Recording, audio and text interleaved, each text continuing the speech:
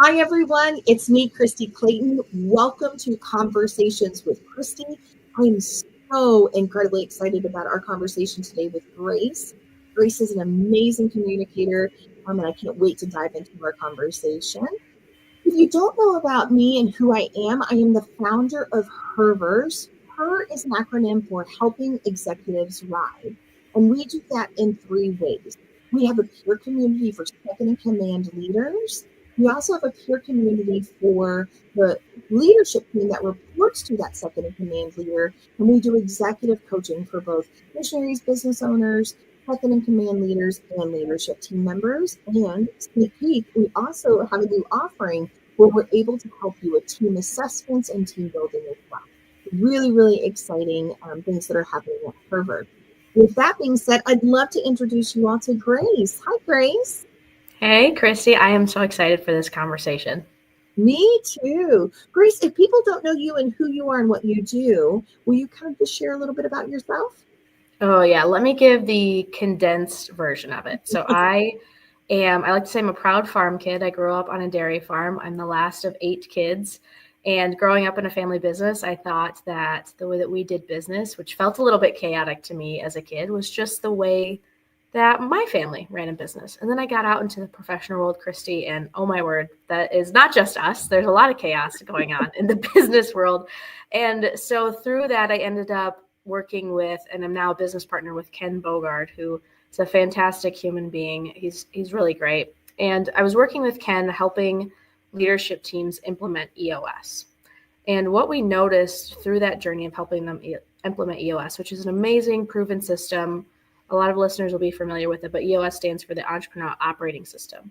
And what we kept observing was that some teams would implement and they would just take off like a rocket, move really quickly. They were seeing really impressive results. But there were also a lot of teams that really struggled.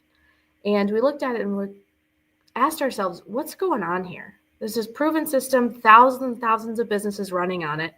Why is it so difficult for some teams and for some not? And what we found is that it came down to this root cause, and that is a lack or ability to have open and honest conversations. So the teams that were doing really well had really great skills around being open and honest together. The ones that struggled were the ones that did not have that ability, did not have that skill in place together to work through issues, to be able to implement such a wonderful proven system. And so looking at that, we said, we got to do something about this. And then came into the world No Honesty, and I spend all day thinking about open and honest conversations, how to help people do that more, working with clients, helping them implement our 6 practices that are the simple, tangible, implementable ways to create more open and honest conversations within organizations and really within relationships. Yeah, that's very true because, I had the absolute honor and privilege of getting the book very early on and reading it. Love the concepts. It almost seems too simple, very similar to what I said with EOS, right? I'm like, this is so simple. Why do we not do this naturally? And Grace, why do people not naturally have open and honest conversations? I think that it's because it's one of those things that we assume that we know what it means. If you just listen, and it pings for me often because of the work that I do, but I hear somebody use the phrase open and honest at least once a day, whether that's in a TV show that I'm watching, or if it's on a podcast that I'm listening to, or I'm reading it in a book, people will say open and honest. And what I think has happened is that we use it so frequently that we don't really understand what it means anymore. And we all have different definitions and understandings of it, which means that we're all approaching our conversations differently. So for the purpose of our conversation here, I just want to clarify what I mean and what we mean at No Honesty by open and by honest, because they are 2 different things that I don't think we recognize that. So honesty, as we define it, is being truly and freely yourself, speaking into what you want and how you feel. Wildly important. That's the authenticity side of things. It's the vulnerability. It's really important. That is the me side of the conversation. But if we're in a conversation, there are 2 people. And so that's where the openness comes in. And here's where I want to challenge people to think about it differently, because I do think this is the key missing piece in conversations. So openness is listening without reservation, putting your needs and wants on pause for someone else. So that's the you side of the conversation. That's where I'm fully focused on what you're saying, being completely present to the best of my abilities, putting aside any reservations, judgments, preconceived notions that I might have about whatever you're going to say, to really focus and hear what it is. And in that way, then we're really having that exchange of communication. And that's what I mean by open and honest, and thinking about it differently and asking people in that context, then how open and honest do you think you're being? Open and honest do you think your team is being? Your organization as a whole? That's a tougher question to answer once we really understand it. Yeah. No, I love that. And I think you're right. First of all, I totally agree with you. I can't tell you how many times I hear open and honest as well. And it's almost an overused, quote now, right? Where it's just like uses it. And it's almost a cliche at this point. But if you really dive into what open and honest means, and I love the way that you all have defined it in a way that is me and you, because it is a two-part conversation, is absolutely beautiful. Yeah. And it's interesting to see. I do talks, and when I'm working with clients and I share that with people, just the light bulbs that go off, because I think that we can get so focused on ourselves, and there's a lot of conversation now about us and thinking about ourselves and self-care, which I think are all fantastic. But what that does is it pushes out other people, and it pushes out our ability to think and to care for other people, which I do believe that everybody has. We have that ability to really be open, to really listen to somebody else, to show them that we care for them, which is really what it is. If I'm really listening to you, if I'm really focused on you, I'm showing you that I care. And I think that we all have that ability to do that. It's just we don't recognize it and fully understand it and consider to the degree that we do about ourselves, about others. Yeah, that's very, very true. Well, and listen, you and Ken are both very open in the book too about some of the challenges you've had with relationships and with conversations. And is there anything that you would like to share about some of your own experiences in communication and how it has been beneficial for you implementing the process? Yeah, I think, oh man, how many stories can I tell you? Because there are so many. When we first started diving into this work and understanding, because we started with honesty. It's the name of the business is No Honesty. It's very clear that there was dishonesty in the workplace, or in the lack of it, and the lack of honesty. But the question really was why? Because we all want to be honest. We want people to be honest with us, right? Honesty is the best policy. So the question is, well, why isn't it happening? What's going on there? And that's when we really dug into the open side of the equation and understanding, okay, we don't feel like we can be honest with people if we don't trust or know or think that somebody on the other side is going to be open to what we have to say. And so when we really looked into that and understood it, I was like, oh no, I'm not good at this. I'm bad at this. I'm going to be teaching people this someday, and I don't think I'm very good at it at this point. So that has been a journey that I have been on, because what I recognize about myself is that I'm integrator brain. I like the process. I like things to be at the status quo, to maintain that, and then to build on top of that. But what that can show up like is that I'm not open to other people's ideas. I don't want to hear about how you want to change the process or want to do something differently. Or it'll happen with Ken. He'll have the visionary moment and he'll say, hey, I got this new idea. I'm like, okay. I don't know if I want to deal with a new idea. Yeah. And then he'll bring to me the next new idea.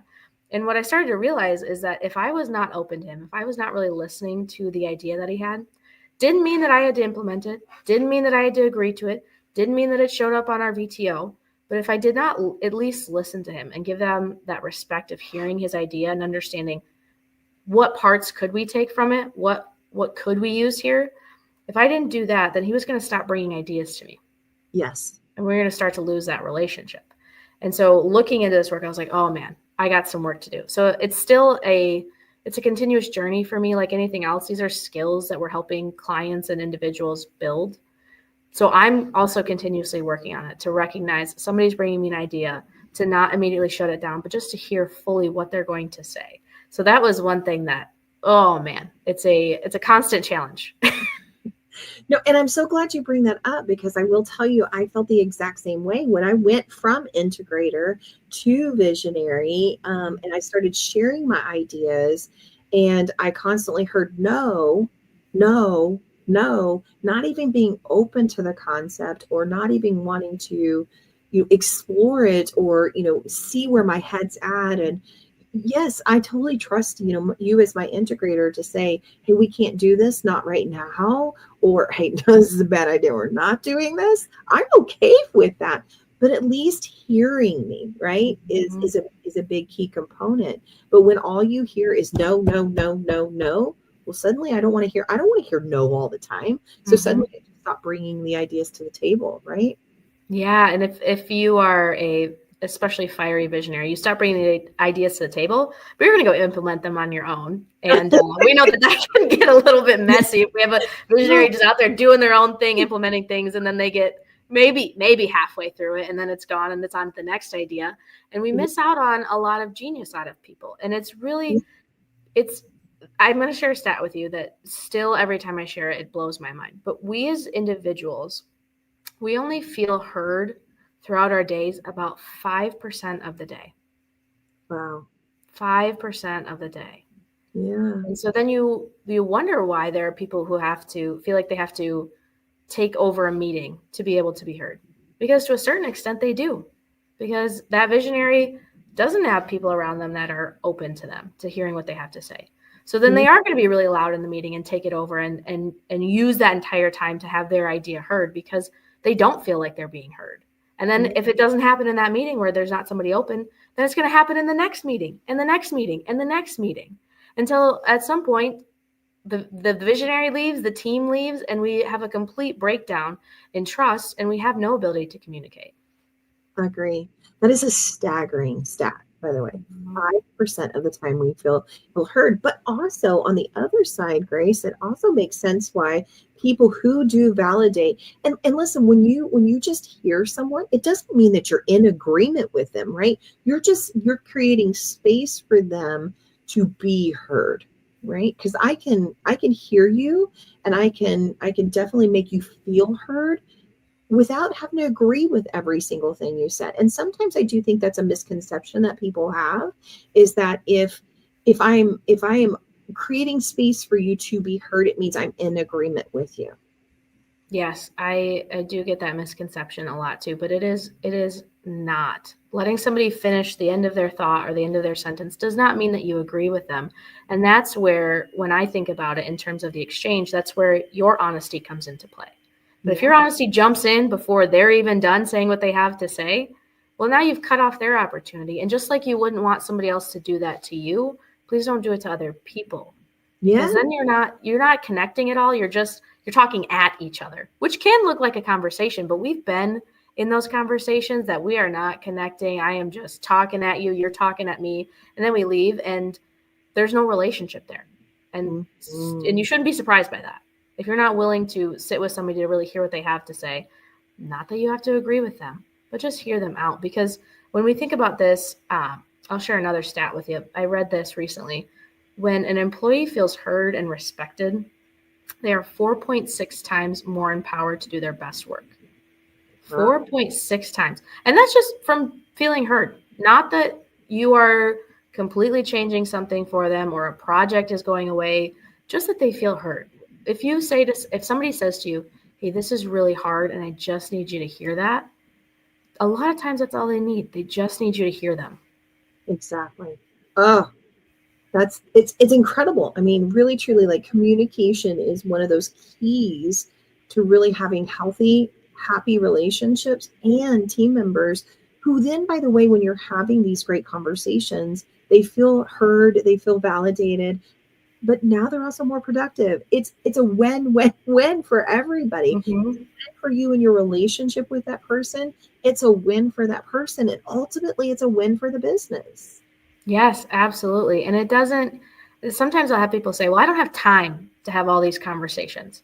And I'm not talking about sitting down for an hour every time to have an open and honest conversation. Sometimes it does require that, and that is needed. But sometimes it's just simply passing each other in the hallway or jumping on a quick phone call and being fully present with that person.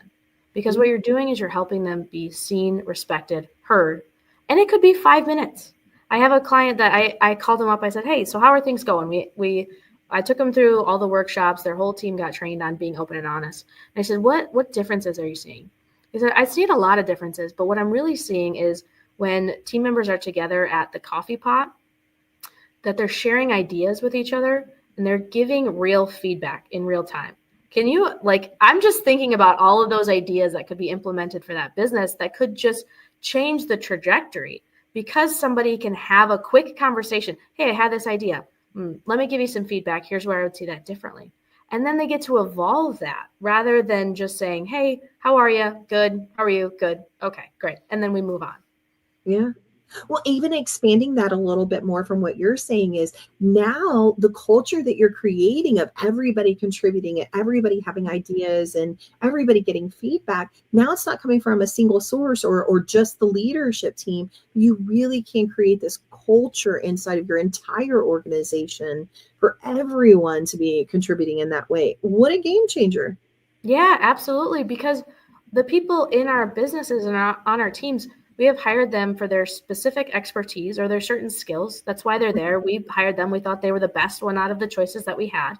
But then we don't want to hear from them. We don't want them to be honest with us. We don't want them to share ideas. Right. I don't think that works. I know.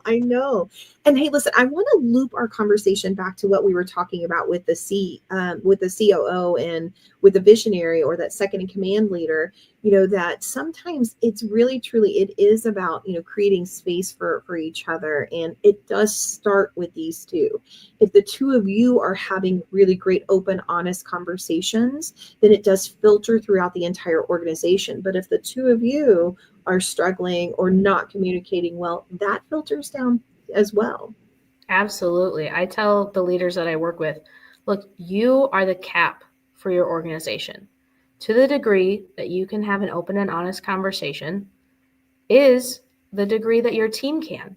And it flows down like you're talking about through the accountability chart. So you are the cap. You are the highest that your people can get to in this ability. So if you do not have that ability, especially the duo like you're talking about, if the two of you cannot give a great example of that and be what people look to do that, then please don't expect your people to be able to solve their conflicts on their own. They are going to come to you. They are going to put you in a drama triangle. I was talking to some HR professionals this week. I'm like, they get put into drama triangles constantly because the two people on either side don't have an ability or the strength to have those open and honest conversations. So they have to bring in HR. And then HR gets stuck in those conversations when they have so many other things that they could be doing. So if you as a visionary and you as the integrator cannot do this well together, cannot be that example for your team, you can't expect anybody else to do it better than you do. These are the two skills that we know create an exceptional leader. They did a study of over, I can't remember the number, but I know it was over 20,000 data points and however many leaders that it equips to. And they found 8 skills that those leaders had that made them exceptional. And a lot of them are the ones you would expect, like they can set a vision, they drive accountability, but there were 2 that they found that accounted for 77% of that person's ability to be an exceptional leader or not. Meaning that if you had the other 6, that you would only be 23% of an exceptional leader. And those 2 skills were others focused and inwardly sound. Said another way, open and honest. So if you do not have these 2 skills, if you are not working on them as a duo, as a partnership, as a leader of an organization, then do not expect to be an exceptional leader. Absolutely. And I feel like, in my personal opinion, and I'd love to hear your thoughts on this, sometimes we can just shift our conversation just slightly from statements to curiosity and really truly wanting to know and understand what the person on the other side of the table is saying instead of just making assumptions of what they are saying, right? Yeah, you know what they say about assumptions, right, Kristie? But that's exactly it. There's one of the practices that I share with clients. And if you're asking yourself, okay, well, how do I do this, Grace? One of the practices I share is called the wall. And the wall is a divide we put between ourselves and others rather than being 100% open. And the wall can come up in a myriad of different ways. But the way that you bring the wall back down is exactly like you're saying, is getting curious, trying to understand the other person. Again, understanding somebody does not mean that you are in agreement with them. But if you do understand them, you will find collaboration together if you can do that back and forth on both sides. But if we just put up a brick wall to people, our communication's done. The conversation is over. Again, we might look like we're still talking, but I am disengaged. My arms might be crossed. I'm rolling my eyes at you. Nothing that you are saying is being received by me. Yeah. Yeah. And even if I'm not rolling my eyes externally, I am internally, right? Yes. Yeah. Right. Sometimes we don't outwardly express it, but on the inside, I'm like, what in the world? But again, curiosity, I'm naturally a very curious person, but even like things we were talking about earlier, when my visionary is bringing me these new ideas and internally I'm rolling my eyes, what I have found is if I just get curious, where does this fit into the bigger picture? When do you see this happening? How do you see this happening? Instead of immediately being no, wow, like now I can start to see like a bigger side of things, right? So when I'm coaching my second in command leaders, one of the things that I tell them all the time is stop saying no. Start getting curious, right? Mm-hmm. No out of your vocabulary and just started asking, when do you see this happening? How do you see this happening? How does this fit into the bigger picture of the VTO? That can open up a myriad of questions and exploration that you two can now have together and know and understand each other better. Yes, absolutely. I love this because, like I was saying before, my immediate thing would be to jump to no initially. But if you are running on a system, you have a lot of options in front of you as that second in command, too. You can, like you're saying, how does this fit into the bigger picture? Instead of saying no, say, let's put it on our long-term issues list. And you know what happens a lot of times when I'm talking with Ken, I say, okay, I like what you're saying. I don't think it's this quarter. Let's put it on the VTO so we can talk about it in the quarterly. And then we'll go through it and we'll get to an idea. And I say, okay, what do you want to do with this? Is this quarter? How does this fit? Is it next year? And sometimes we'll go, nah, nope, that was just a harebrained idea. And I'm good. I feel heard and I'm good. I don't think this is the direction we want to go. Or sometimes it is, yes, I think this is something we need to implement this quarter, or no, it's not till next year. So it stays on that VTO, but it's a place to go instead of saying no and shutting each other down. Because when you shut the visionary down, then the likelihood that the visionary is going to shut you down or shut you out skyrockets as well. Yeah. And we have to have that back and forth there. Yeah. Yeah. And I think the big piece of what you just said is shut you out, right? Just start going around you, right? Yep. And so that's what you don't want to have. You want to create. And listen, I also want to, I think it's really important for us to mention this piece too, that this open and honest concept, and it doesn't just happen overnight either. Like this is a practiced skill that does take time, because honestly, what you're doing here is building trust with one another, right? Mm-hmm. Absolutely. Mm-hmm. Absolutely. And I tell my clients all the time, look, I don't expect you to be perfect at this. Number one, because I'm not perfect at this, right? Like I'm still working on this constantly. But what I do expect from you is that you go into each conversation and you say, I will be open and honest here. And when you do that, you make a conscious choice to continue building that skill every time, because it is just as easy to walk into a conversation and to not be open and honest. And sometimes that can be our default, to shut people down, to not hear, or to not fully say what we think. We might say a little bit, maybe it's a 10% of it, but we're missing 90%. So it is a choice each time. Am I going to walk into this conversation with Kristie and be open and honest, or am I going to shut her out and not say what I really think? And if you can do that, it's stepping stones, and you're creating more trust, like you're talking about. You're creating a better culture, but it can just as easily divert downward. And so being conscious about it is what I ask out of people and out of my clients. Yeah, no, I love that.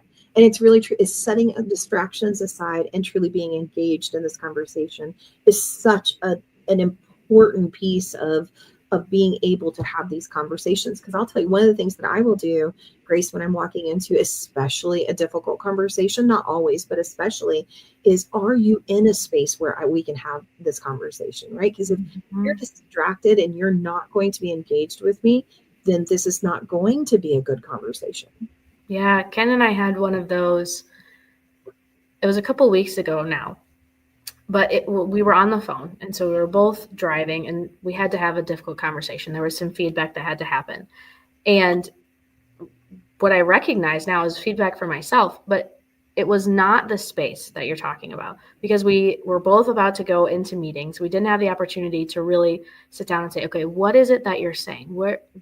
Help me understand this, instead of making my own assumptions and judgments about it. And what that did is then that conversation had to carry on for a lot longer than if we had just said, okay, we need to talk about this feedback, and let's set a specific time to do that where we're both in person together. And then it could have been done in an hour, instead of having to have one conversation about it and then another conversation and another conversation.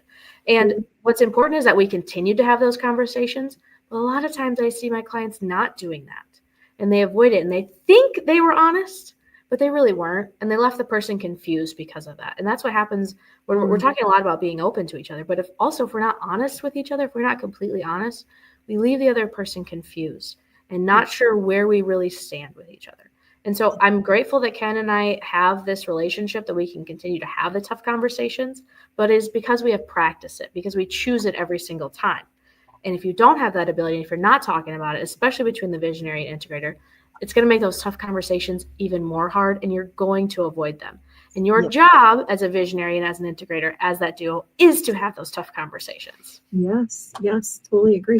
And just to expand on what you just said, Grace, too, is if you started the conversation, you both had meetings that you were going into, how did that impact those meetings, right? So are you continuing and prolonging the difficult conversation you need to have, but it's now impacting other areas because you weren't able to create the space and both of you be fully present and engaged. And now it's carrying through to not only other conversations, but your next meetings, because you're carrying that with you, whether we realize it or not. Yes, absolutely. To other meetings. You're hitting on probably, Kristie, the hardest part of openness when I'm working with people, and even for myself. The second essential that we share in the book of openness is taking it in and letting it go. And the reason that it is essential is because part of openness is being able to take in, to actually receive what somebody is saying, processing it. But then the part that gets missed a lot that you're talking about is letting it go. Because if we continue to carry that into the next conversation, then that's going to impact, if you and I are talking next, it impacts our conversation, and you have no idea why. Yeah. And then it impacts the conversation that I'm going to have with my team member, and they might think I'm mad at them, but that's not the case. And so returning to being 100% open is part of it, is being able to let things go too, because we do hold on to things, and especially our brains are wired to hook onto the negativity. And then if we don't have that ability to let it go, it holds us down and it holds us back from other relationships, from other ideas, projects, progressing things forward. Yeah, from other relationships. Yeah, I totally understand. Oh, Grace, I knew we were going to have a great conversation, and I'm so glad that we talked about all the things that we did, because these are so important. And again, it's about relationships. It's about growing and developing as an individual. The better we communicate, the stronger we become in our leadership skills. But ultimately, it really truly does impact our businesses too. So it seems like such a simple skill. We all talk to each other, but talking is not communicating. And I love what you and Ken are doing. And I just want you to know it is really, truly going to make a huge impact on the world. Thank you so much. And likewise, back at you. I see the work that we do in this space of helping human beings just develop and grow is really moving our world into the next level. Because when we can care for each other, when we can do that well, I think that is when things get really exciting and transformational. Yeah, I agree. I totally agree. It is such a necessity that we're able to do these simple skills. So thank you so much for today's conversation. I do want to shift us just a little bit, if you don't mind. I'm going to ask you 3 rapid fire questions here. So for those of you who don't know, honor, empower, and inspire mean a lot to me. Honor is really, truly looking back at a past generation and really thinking about a woman that you would really like to just recognize as someone who has made an impact on you or the world, or who is it that you want to recognize and honor today, Grace? There are so many people that I could pick, and I'm going to choose my grandmother, and specifically my grandma on my dad's side. She passed away when I was 2 years old, so I didn't really ever get to know her. But what I did find a couple of years ago was her high school graduation certificate. And I looked at that and I thought to myself, holy cow, like how far have I been blessed to come from there, where a high school graduation was a big deal, to now the work that I'm doing with individuals and clients and impacting the world in this way. That doesn't happen by itself. And so to honor her and to recognize somebody that I only knew her for 2 years of my life, and it's a huge difference it's made. Oh, I love that. My grandmother was a huge part of my life too. So love that you're able to honor her, even in a short amount of time. What a beautiful thing how she impacted you. What about empower? So empower for me really truly is recognizing a woman that is in business or leadership today that either empowers you or that you really hope to empower. I have an interesting relationship with empower, because I like the way that you're saying it. And I think about it as we already have the power within us, but how do we help each other recognize it and bring it out? Yes. And for me, that person that I think about is Tiffany. She is our conference space manager. She is Ken's executive assistant, but she's amazing is the easiest way to put it. And I think she's so fantastic. And she is not only doing all of these things and helping in the business, but she's also got kiddos that she's raising that she loves and cares for, and her husband. And it's so clear to me to see how fantastic she is. And I don't think she sees it all the time. And I just want her to own it more and more. And we've been working together for over 2 years now. And I've seen the journey, and I've seen the changes in her and how she is stepping more into her own power. And it's just really exciting because I think she's a badass. Oh, I love that. Oh, and you used my favorite word too. So I love that too. And then inspire really truly is thinking about a woman of a future generation that you hope to inspire. So Grace, who do you want to inspire? I'm gonna not pick just one because I have a few, but if you would let me, I would pick my nieces. And I have nieces from the age of, 23 years old to, I believe the youngest is 8. And I just look at them and I want them to know the power that they have within themselves and to own that. And I get to blessed to be a part of and inspire that for them, each in different ways. Some of them are already starting their careers. Some of them are in elementary school. And just to see, own your weird, quirky, funny self, because they are all different. And it's really exciting to me to think about the impact that they will have on the world. Love that. As Gino says, let your freak flag fly, right? Exactly right. Yes. I love it. Well, again, Grace, I knew we would have a great conversation. I'm so grateful that we had the conversation that we did, and hopefully, fingers crossed, I really hope that somebody sees this and really knows, that communication is a skill that we can all grow and improve and get better on. So thank you again. Thank you so much for having me. Yeah. Thanks, y'all. We'll see you again next week.